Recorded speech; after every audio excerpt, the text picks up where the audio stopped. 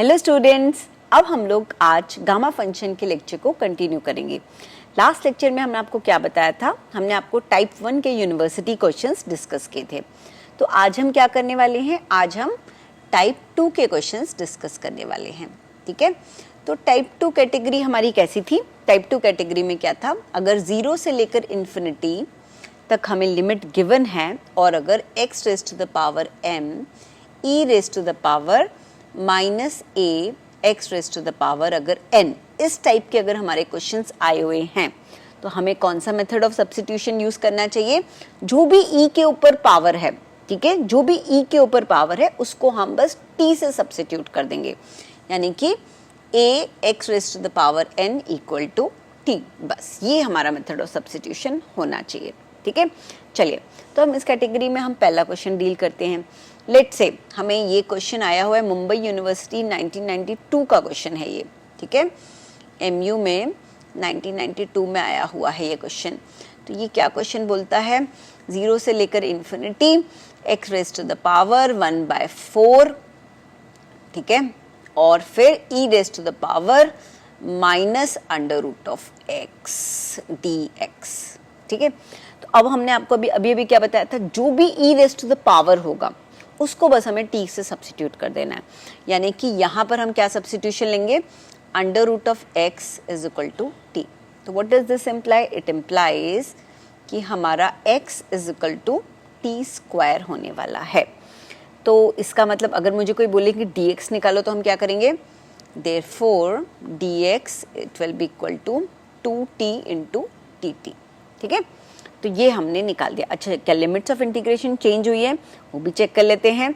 जब x की value हमारी 0 थी तब हमारे आप देखेंगे कि तब भी t की वैल्यू आपकी 0 है, और जब x की वैल्यू आपकी इन्फिनिटी है तब भी t की वैल्यू आपकी इन्फिनिटी है। तो बस क्रॉस चेक हो गया कि भाई साहब ये लिमिट्स ऑफ इंटीग्रेशन तो बिल्कुल भी नहीं बदले हैं। ठीक है, चलिए अब हम आगे बढ़ते हैं। तो हमें बस कुछ नहीं करना, x की जगह अब हमें t पुट कर देना है इस इक्वेशन में, इस इंटीग्रेशन में। ठीक है, तो बढ़िया है, अब हम पुट कर देते हैं। ये हमारा आ गया 0 से लेकर इन्फिनिटी। अब x raise to the power 1/4 को हम क्या पुट करना चाहिए? x रेज़ टू द मतलब t square to the power 1/4 ये पुट करना चाहिए। ठीक है कि नहीं? मतलब x क्या है? x है t स्क्वायर, तो t square to the power 1/4, और दूसरा क्या है? e raise to the power minus t, और यहाँ पर dx की जगह हमें क्या पुट करना चाहिए? dt। तो dx की जगह हम यहाँ पर ये लेंगे, तो हम लेंगे यहाँ पे 2 चूंकि कांस्टेंट है इसको बाहर ले लेते हैं इंटीग्रेशन के, और अंदर यहाँ पे हम लेंगे t, और ये हम ले सकते हैं dt। ठीक है, तो अब जरा t के पावर्स कैलकुलेट करो। ठीक है, t का एक पावर जो है यहाँ पे हम अलग से निकाल के दिखा देते हैं। एक तो t का पावर हो गया 2/4, 2/4 मतलब ये हो गया 1/2। ठीक है, और दूसरा t का पावर हो गया +1, क्योंकि एक ये है मतलब t अकेले लिखा है मतलब t टू द पावर 1 है। ठीक है, तो ये हो गया t टू द पावर 3/2। तो अब हम इंटीग्रेशन को कैसे लिख सकते हैं? Integration is equal to 2 into integration from 0 to infinity t to the power 3/2 e raise to the power minus t dt। बस ये हमारा आ गया। अब हम इसको क्या करेंगे? अब हम इसको बस वापस हमारे गामा फंक्शन से रिलेट करेंगे। तो अगर आपको याद हो हमारे गामा फंक्शंस, ये तो याद होना ही चाहिए आपको कायदे से। ये हम थोड़े से डिफरेंट कलर से लिख लेते हैं हमारे गामा फंक्शंस। ठीक है, तो अगर आपको याद हो हमारे गामा फंक्शन ऑफ n हम कैसे लिखते थे? इट इज इक्वल टू 0 से लेकर infinity e raise to the power minus x, x raise to the power n minus 1 dx। चलिए, तो यहाँ पर x मतलब t है, t हमारा डमी वेरिएबल है, तो हम इसको कह सकते हैं कि e raise to the power मतलब ये एक तरह से 2 into integration from 0 to infinity. अगर मैं इस डमी वेरिएबल t को वापस x से रिप्लेस कर दूं तो हम लिख सकते हैं e raise to the power minus x, x raise to the power 3/2 dx। ऐसा लिख सकते हैं ना, डमी वेरिएबल ही तो है वो। ठीक है, तो अब हम n-1 को किससे रिलेट करेंगे? हम देखेंगे कि n-1 is equal to 3/t। इसका मतलब n की वैल्यू हमारी क्या आई? n की वैल्यू आई हमारी 3/2 + 1, यानी कि n की वैल्यू हमारी आई है 5/2।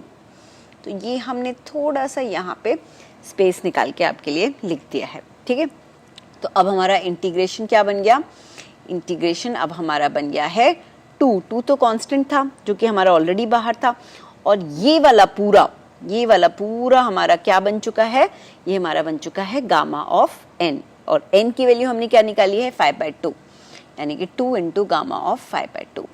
अगर आपको हमारा पहला लेक्चर याद हो जो कि आपने देखा होगा ज़रूर, ठीक है, तो उसमें आपको मैंने बहुत अच्छी इंपॉर्टेंट ट्रिक बताई थी कि गामा फंक्शन ऑफ n+1 क्या होता था। इसको चलो अगले पेज पे थोड़ा सा दिखा देते हैं।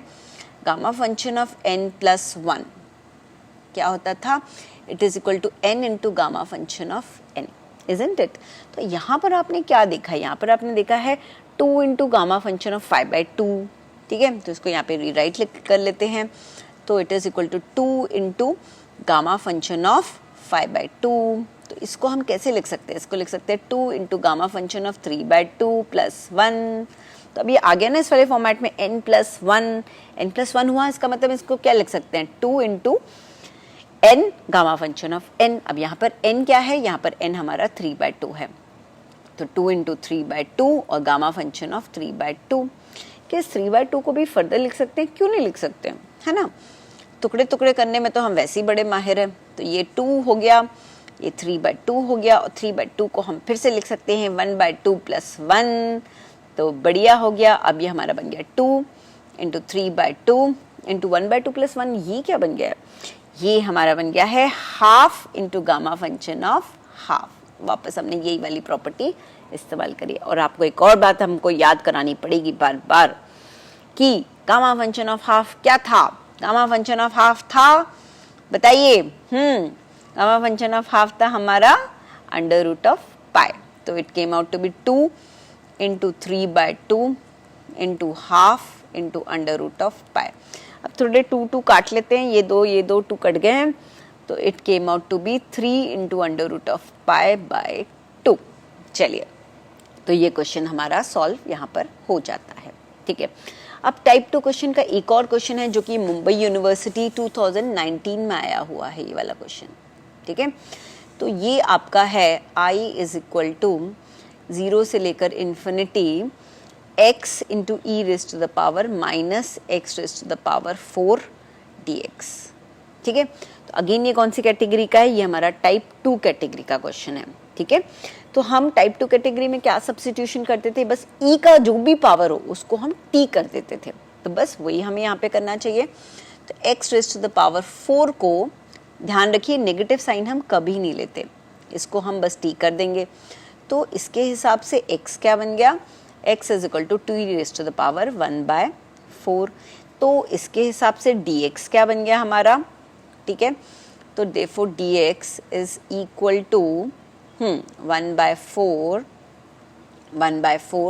t raise to the power minus 3/4 dt। तो ये कैसे आया, ये अभी आपको अगर लास्ट लेक्चर हो तब भी मैंने बताया था, नहीं तो कोई बात नहीं, हम तो फिर से आपको बता सकते हैं, हम तो बैठे ही आपको यहाँ बताने के लिए हैं, है कि नहीं। तो आपको याद हो डिफरेंशिएशन का फॉर्मूला क्या होता था कि अगर x raise to the power n का अगर मुझे डिफरेंशिएशन निकालना है तो वो n into x raise to the power n minus 1 होता था। तो यहाँ पे भी मैंने वही किया है 1/4 माइनस 1, 1/4 माइनस 1, तो वो मेरा निकला बढ़िया से -3/4। देखा आपने। चलिए, तो इस वाले पार्ट को हम हटा देते हैं और हम अब इसको कंटिन्यू यहीं पर करते हैं। तो हमने क्या देखा कि यहाँ पर now we just need to rewrite I, हमें बस आई को वापस से लिखना है। तो ये हमारा बन गया 0 से इन्फिनिटी, और बस x की जगह अब हमको t लिखना है, तो x की जगह हम लिखेंगे t raise to the power 1/4, और ये e raise to the power minus t, और ये dx की जगह हम लिखेंगे 1 ये वाला पोर्शन, तो ये बन जाएगा 1/4 t raise to the power. तो ये 1/4 तो भैया कांस्टेंट है, इसको तो बाहर निकालो, कांस्टेंट को हमेशा बाहर निकाल देना चाहिए इंटीग्रेशन के, ठीक है। और ये बन गया अपना बढ़िया, ठीक है। अब यहाँ पर जितने ये जो t raise to the power है ना, इनको कंबाइन कर लो सबसे पहले, उसके बाद बहुत आराम से सॉल्व हो जाएगा। तो ये क्या हमारा बन गया, it is equal to 1/4 integration from 0 to infinity. अब ये हमारा बन गया है e raise to the power minus t into t raise to the power, अब 1/4 माइनस 3/4, तो it came out to be कितना बना, -2/4। And what is -2/4? -2/4 इज -1/2। ठीक है, तो ये हमारा बन गया -1/2 और ये हमारा आ गया dt। अगेन आप इसको किससे रिलेट करेंगे? आप इसको अगेन रिलेट करेंगे किससे? अपने गामा फंक्शन से। तो गामा फंक्शन ऑफ n क्या था भाई? 0 से लेकर infinity, okay, x raise to the power e raise to the power x and x raise to the e raise to the power minus x and x raise to the power n-1 dx, इससे आप relate करेंगे। तो आपने देखा भाई हाँ ये dummy variable ये दोनों तो मैचिंग हो गया, क्योंकि डमी वेरिएबल है मतलब आप e raise to the power -t बोलो या e raise to the power -x बोलो, एक ही बात है। ठीक है, और यहाँ पर क्या है, x raise to the power n-1 is t raise to the power -1/2, तो मतलब -1/2 क्या बन गया? n-1। ओके, तो अगले पेज पे कर लेते हैं भाई, बहुत सारी जगह ही जगह हमारे पास। तो -n-1 क्या बन गया? n-1 हमारा बन गया -1/2। तो इस हिसाब से n क्या बन गया? ये बन गया 1 - 1/2 दैट इज इक्वल टू 1/2। तो हमारा इंटीग्रेशन क्या बन गया? इंटीग्रेशन अगर आप फिर से देखो थोड़ा ध्यान से, तो ये 1/4 बाहर आया हुआ था, उसके बाद हमने ये निकाला था। ठीक है, गामा फंक्शन से हमने रिलेट करके इसको निकाला था। तो 1/4 तो रहेगा और साथ में गामा फंक्शन ऑफ 1/2, क्योंकि n की वैल्यू निकली 1/2। तो हम ये लिख सकते हैं बढ़िया तरीके से 1/4 गामा फंक्शन ऑफ 1/2। पर ये तो हमें याद है, अगर हम गजनी नहीं है तो हमें ज़रूर याद रहना चाहिए। क्या गामा फंक्शन ऑफ 1/2 क्या था? गामा फंक्शन ऑफ 1/2 था √π। तो फाइनली हमारा बन गया है 1/4 इंटू √π। सॉल्व हो गया। चलिए अब हम नेक्स्ट पर आते हैं। नेक्स्ट ये जो क्वेश्चन है ये थोड़ा सा ट्रिवियल है, 8 मार्क्स का आता है यूनिवर्सिटी एग्जाम्स में। ठीक है ये भी इसी तरह का, और आपको कंफ्यूज करने के लिए इसकी शक्ल बड़ी अलग टाइप की लगेगी, लेकिन ये है भी टाइप 2 का ही क्वेश्चन। अगर मैंने लिखा है 0 से लेकर infinity x raise to the power 4 + 4 the whole into e raise to the power -2x² dx। तो ये वाला क्वेश्चन आपका यूजुअली ज़्यादा मार्क्स का आता है।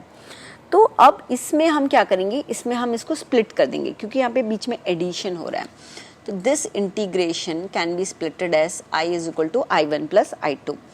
तो यहाँ पर हम इसको लिख सकते हैं 0 से लेकर infinity x raise to the power 4 e raise to the power -2x² dx। एक तो ये ले लेंगे, दूसरा लेंगे 4 इंटू इंटीग्रेशन ऑफ 0 से लेकर infinity e raise to the power -2x² dx।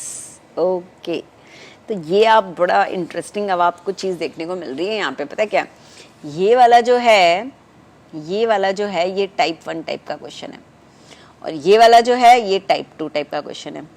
लेकिन आपको मैंने एक बहुत इंपॉर्टेंट बात बताई थी, टाइप 1 हो चाहे टाइप 2, आपको क्या याद रखना है कि जो भी e raise to the power है उसको बस हमें t से इक्वेट करना और कुछ नहीं करना। ठीक है, दोनों ही टाइप के लिए सेम सब्स्टिट्यूशन है, तो बस हम यहाँ पे भी ये करने वाले हैं। तो e raise to the power में क्या है 2x², it is equal to t। तो इसका मतलब x क्या हुआ, तो therefore x is equal to t/2 का अंडर-रूट, इजंट इट। चलिए अब हमको dx निकालना है, तो हम कैसे निकालेंगे, हमें बस राइट हैंड साइड का डिफ्रेंसिएशन करना आना चाहिए। तो dx विल बी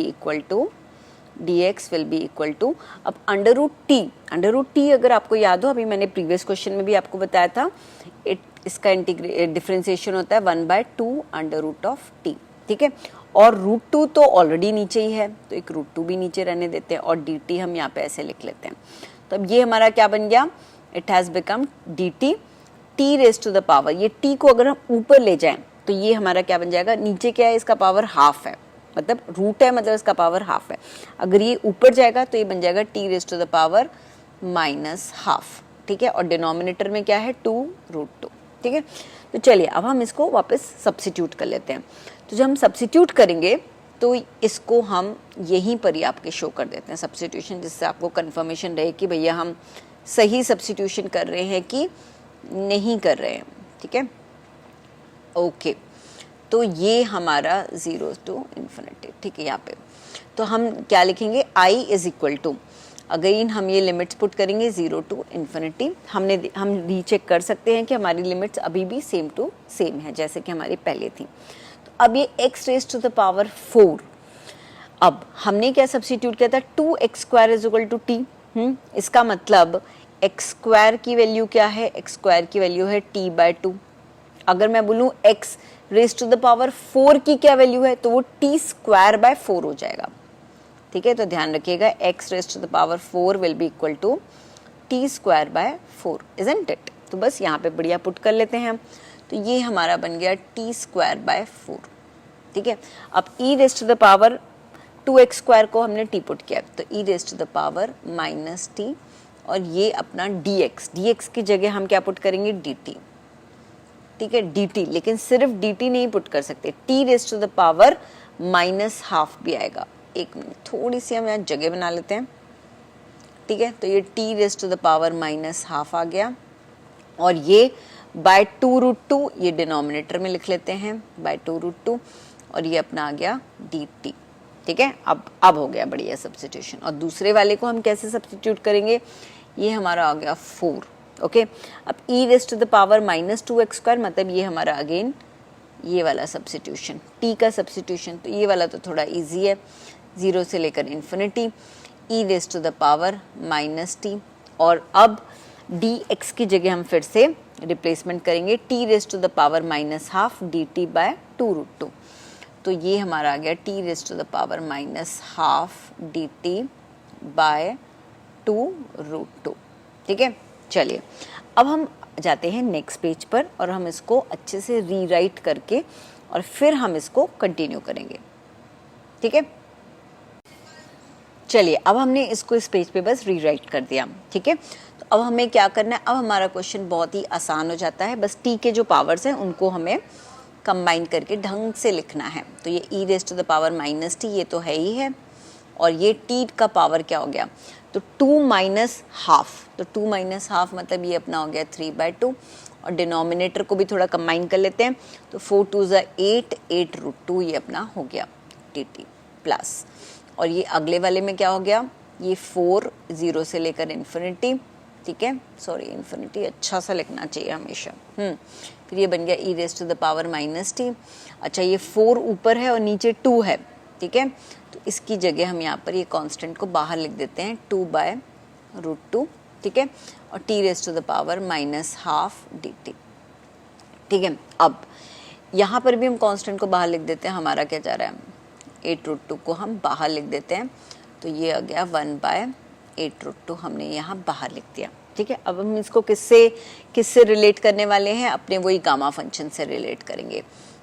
तो गामा फंक्शन ऑफ n का फॉर्मूला क्या होता था, 0 से लेकर इन्फिनिटी, ठीक है, दोनों ही जगह 0 से लेकर हमारा इन्फिनिटी है, सॉरी यहाँ पे इन्फिनिटी था, तो 0 से लेकर infinity e raise to the power minus x, x raise to the power n-1 dx। तो जहाँ पर दोनों ही जगह हमने डमी वेरिएबल्स t का इस्तेमाल किया हुआ है, तो पहली वाली में हम n-1 को क्या लेंगे, 3/2, तो अपना n का वैल्यू क्या निकला, 5/2, और दूसरे वाले इसमें यहाँ पर n-1 को हम क्या लेंगे, माइनस हाफ, तो n का वैल्यू क्या निकला, ये प्लस हाफ, ठीक है।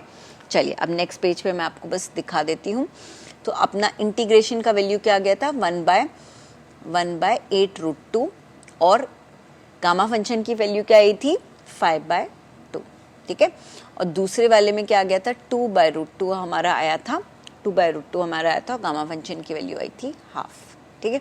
तो हम चाहे तो हम इसको यहाँ पर भी लीव कर सकते हैं, this is also a standard answer which is acceptable to us, या फिर हो सकता है अगर राइट हैंड साइड कुछ गिवन हो 67/32 √π/2 समथिंग इस फॉर्मेट का गिवन हो, तो फिर हमें थोड़े से और चेंजेस करके, जैसे यहाँ पर इस क्वेश्चन में गिवन था कि हो सकता है गिवन हो कि आपको आई प्रूफ करना है कि आई इज इक्वल टू 67/32 √π/2, इस तरह के फॉर्मेट में आपको प्रूफ करना है। तो अब आपको सोचना पड़ेगा इसके लिए कि भाई अंडर रूट ऑफ पाई ये हमने कहाँ सुना था, ये हमने सुना है, डेफिनेटली सुना है, ये हमने सुना है अंडर रूट ऑफ पाई क्या होता था, गामा फंक्शन ऑफ हाफ।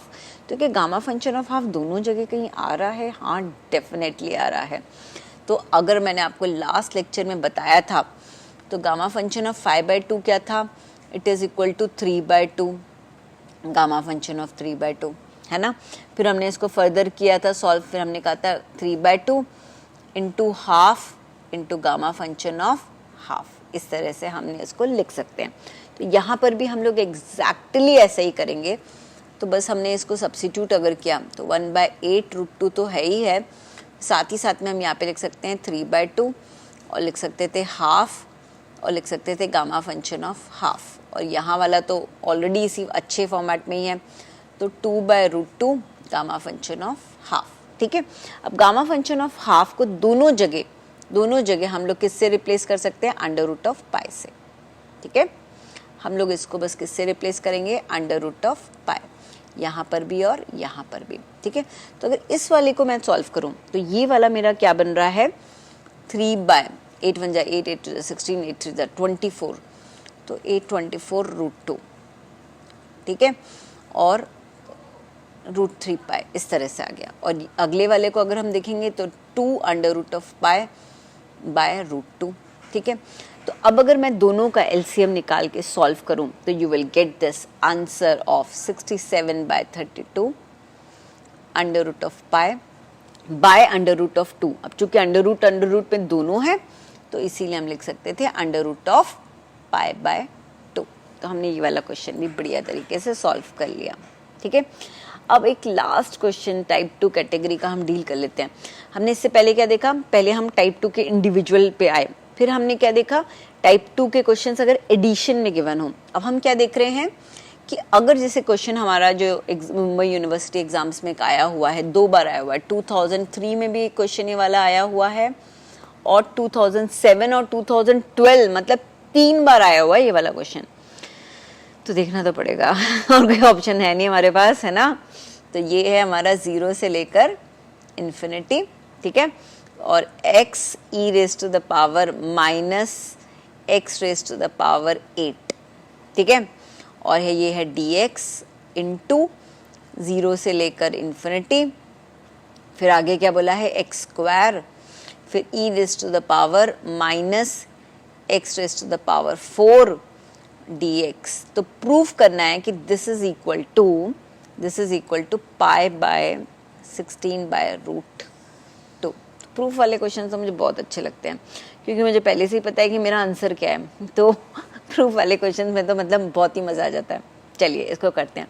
अब आप यहाँ पे देखेंगे, यहाँ पे 2 इंटीग्रेशन है और इनका मल्टीप्लिकेशन है, तो हम इसको किस फॉर्मेट में लेंगे, i is equal to I1 into I2, इस फॉर्मेट में हम इसको लेंगे। और आप देखेंगे दोनों के दोनों I1 और I2 दोनों ही हमारे टाइप 2 फॉर्मेट के क्वेश्चंस हैं, तो हम यहाँ पर इंडिविजुअली भी डील कर सकते हैं, नहीं तो साथ ही साथ में भी डील कर सकते हैं, और दोनों की लेकिन पावर्स अलग अलग हैं, है ना। तो इस बार हम अलग अलग थोड़ा डील कर ले तो ज़्यादा बेहतर रहेगा। तो I1 इज इक्वल टू 0 से लेकर infinity x e raise to the power minus x raise to the power 8 dx, इसको अलग डील कर लेते हैं। तो अब यहाँ पे जो भी e का पावर होता था that has to be taken as equal to t। तो हमने क्या करेंगे, x raise to the power 8 को हम t ले लेंगे, तो हमारा x क्या बन गया, t raise to the power 1/8 बन गया। तो ये dx क्या बन गया, dx इज इक्वल टू 1/8, और 1/8 माइनस 1 क्या होगा, 7/8, तो it will B minus 7/8 dt। तो बस कुछ नहीं, हम इसको यहाँ पे रिप्लेस कर देंगे, तो ये 0 से लेकर इन्फिनिटी हो गया। x की जगह हम लेंगे t raise to the power 1/8 ले लेंगे, ठीक है, और e raise to the power minus t ले लेंगे, और dx की जगह हम क्या लेंगे, 1/8 चूँकि कांस्टेंट है तो उसको बाहर ले सकते हैं, और t raise to the power minus 7/8 इसको ले लेंगे, और ये अपना हो गया dt। ठीक है, चलिए अब हमें क्या करना चाहिए, बस xt का जो पावर्स हैं, एक ये वाला पावर है और एक ये वाला पावर है, इन दोनों को बस हमें ऐड कर लेना चाहिए। तो ये हमारा I1 क्या बन जाता है, I1 हमारा बन जाएगा 1/8 integration from 0 to infinity t to the power 1/8 minus 7/8 क्या होता है भाई 1 माइनस 7, डिनोमिनेटर सेम है मतलब न्यूमरेटर्स का सब्ट्रैक्शन 1 माइनस 7 इज माइनस 6/8, तो ये माइनस 6/8 बन गया और ये e raise to the power minus t और ये dt बन गया। तो अब बस हमको इसको किससे रिलेट करना चाहिए, हमें बस इसको अपने गामा फंक्शन से रिलेट करना चाहिए। तो gamma function of n is equal to 0 to infinity हम कर सकते हैं और e raise to the power minus x, x raise to the power n minus 1 dx। अगर हम इससे रिलेट करेंगे तो आप देखेंगे e raise to the power minus x मतलब e raise to the power minus t, ये तो हमारा डमी वेरिएबल है, और n माइनस 1 क्या है माइनस 6/8 है। तो हम यहाँ पे क्या करेंगे n minus 1 is equal to minus 6/8। तो बस हमें ये निकालना है। तो n की वैल्यू क्या निकली 1 माइनस 6/8 यानी कि निकली 8 माइनस 6 यानी कि निकली 2/8 यानी कि ये निकली 1/4। तो गामा की वैल्यू n की वैल्यू निकली 1/4। और क्या कोई कांस्टेंट बाहर है, हाँ बिल्कुल 1/8 बाहर है। तो पहला इंटीग्रेशन जो I1 हमारा वैल्यू निकला है दैट इज 1/8 गामा ऑफ 1/4। बढ़िया, ठीक है। अब हमें दूसरे को रिजॉल्व करना है, ठीक है। दूसरे को हम न्यू पेज पे ले लेते हैं। तो चलिए अब हम लोग I2 को भी हैंडल कर लेते हैं। I2 में हमने देखा कि it was equal to x square e raise to the power minus x raise to the power 4 dx। Okay, तो यहाँ पर हम क्या सब्स्टिट्यूशन करेंगे, again same procedure for substitution, जो भी e का पावर है उसको हम t करेंगे, यानी कि e raise to the power I should have written कि x raise to the power 4 is equal to t, बस कुछ नहीं। तो देयरफॉर इस हिसाब से हमारा x क्या निकला, x is equal to t raise to the power 1/4। बस अब t रेज़ टू पावर 1/4 मतलब अगर हमें dx निकालना है तो हम कैसे लिखेंगे, dx will be is equal to it will be equal to 1/4 t raise to the power, अब 1/4 माइनस 1 यानी कि ये हो गया t raise to the power minus 3/4। ठीक है, तो बस हमें इसको यहाँ पे सब्स्टिट्यूट करना होगा। तो हम जब सब्स्टिट्यूशन करेंगे तो क्या होगा, I2 it will be equal to 0 से लेकर इन्फिनिटी। अब ये x स्क्वायर है, x raise to the power 4 अगर t था तो इसका मतलब x स्क्वायर क्या होना चाहिए, अगर x raise to the power 4 हमारा t था तो x स्क्वायर का मतलब क्या होता है 4/2 होता है ना, x स्क्वायर यही होता है ना x स्क्वायर। तो यानी कि ये हमारा बन गया t raise to the power half. ठीक है, तो यहाँ पे हम लिखेंगे t raise to the power half. ठीक है, तो ये हमने यहाँ पे लिखा। और e raise to the power minus x square क्या होता है, that is nothing but e raise to the power minus t। और ये dx की जगह हम क्या लिखेंगे 1/4। तो 1/4 into t raise to the power minus 3/4 और ये अपना हो गया dt। ठीक है, तो ये हमने पूरा का पूरा लिख दिया। अब हमें क्या करना है, बस t के पावर्स को कंबाइन करना है। तो t के पावर्स में कौन कौन है भाई, एक तो ये है हमारा t का पावर, एक ये है हमारा t का पावर, बस हम इन दोनों को कंबाइन करना आना चाहिए। तो हम क्या लिखेंगे, I2 it is equal to 1/4 बाहर निकाल लेते हैं क्योंकि भाई ये तो कांस्टेंट है, तो 0 टू लेकर इन्फिनिटी। अब ये e raise to the power minus t और ये t का पावर क्या है, t raise to the power 1/2 minus 3/4। तो ये क्या है भाई 1/2 व्हाट इज माइनस 3/4। तो डिनोमिनेटर हमने 4 लिया, तो 2 2 ज़ा 4, तो इंटू 2 ऊपर नीचे करेंगे तो 2 माइनस 3 यानी कि माइनस 1/4 आ गया भाई साहब ये तो t to the power minus 1/4 और ये अपना आ गया dt। ठीक है, तो चलिए अब हम इसको किससे रिलेट करेंगे, हम इसको रिलेट करेंगे हमारे गामा फंक्शन से। तो अगर हमने इसको गामा फंक्शन से रिलेट किया तो गामा फंक्शन हमारा क्या होता था, आपको यहाँ पे मैं दिखा देती हूँ। गामा फंक्शन आपका क्या होता था भाई, ठीक है, gamma function is equal to 0 से लेकर infinity e raise to the power minus x, x raise to the power n minus 1 dx, यही होता था ना। तो अब t की जगह x हो गया, बस डमी वेरिएबल है, तो हम क्या करेंगे n माइनस 1, बस n माइनस 1 क्या बना माइनस 1/4। तो देयरफॉर हमारा n क्या बना, n is equal to 1 minus 1 minus 1/4, यानी कि ये क्या बन गया 4 माइनस 1, यानी कि ये बन गया 3/4। परफेक्ट। तो अब आप इसको कह सकते हो I2 it is equal to 1/4 gamma function of 3/4। ठीक है, तो एक तो ये इक्वेशन आपको कैरी फॉरवर्ड करनी है, इक्वेशन नंबर 2, और इक्वेशन नंबर 1 मैंने आपको यहाँ पे निकाल के बताया था। I1 क्या था 1/8 गामा फंक्शन ऑफ 1/4। अब अगर मैं दोनों को कंबाइन करूँ, ठीक है, मतलब यहाँ पर I was equal to I1 into I2, यही था ना हमारा I1 इंटू I2, तो उसके हिसाब से it is 1/8 gamma function of 1/4। ठीक है, और अपना I2 क्या निकला है 1/4 gamma function of 3/4। Okay, so it came out to be 1/4 into 1/4 gamma function of 3/4। ठीक है, तो अब आप क्या लिख सकते हो 1/8 1 8 16 8 4 32, तो ये अपना आ गया 1/32 and then gamma function of 1/4 into gamma function of 3/4। ठीक है, तो अब आप इसको 1/4 को अब आप फर्दर कैसे लिखने वाले हो। ठीक है, तो इसको सॉल्व करने के लिए हमें गामा फंक्शन की एक बड़ी स्पेशल प्रॉपर्टी यूज़ करनी पड़ती है मल्टीप्लिकेशन की।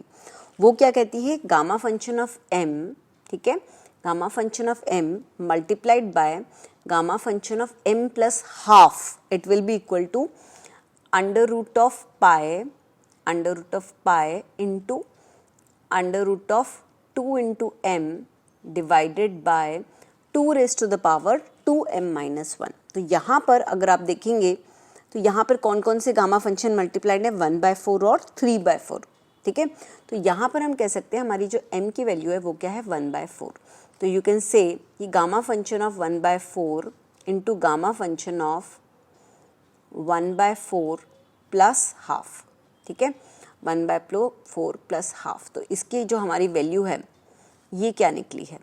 ठीक है, this is equal to under root of pi, ठीक है, इंटू अंडर रूट ऑफ 2/2 और इंटू m, तो m हमारा निकला है 1/4, यानी कि 2/4, यानी कि इसको हम 1/√2 कह सकते हैं, है ना, divided by 2 raise to the power 2/4 minus 1।